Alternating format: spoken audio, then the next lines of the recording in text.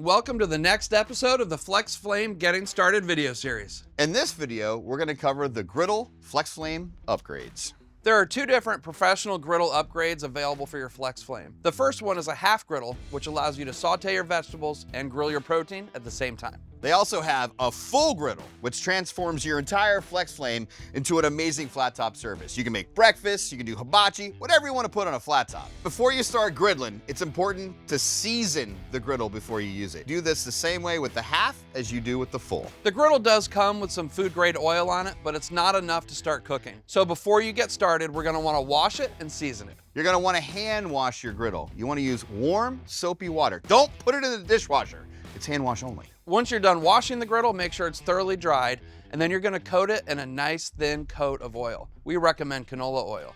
And then make sure to wipe up any excess oil using paper towels. It's time to put the griddle in your FlexFlame.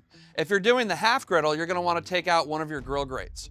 Our personal recommendation, if you're right-handed, put this on the left side of the grill, and if you're left-handed, put it on the right. Yeah, they're also reversible, which means you can put this griddle grate in with the grease drain in the back or put it in the front. We like it in the back so we can push the grease to the back with our spatula. Once your griddle is in place, you're gonna wanna preheat your FlexFlame to 500 degrees.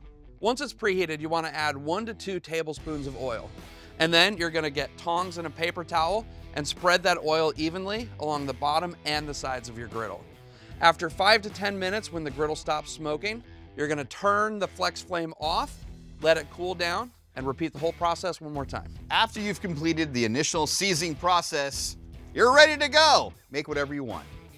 But remember, it's important that before you cook, every time you need to fully preheat and oil the griddle. Cleaning the griddle is easy. You want to do it with a spatula right when you're done cooking while the griddle is still hot.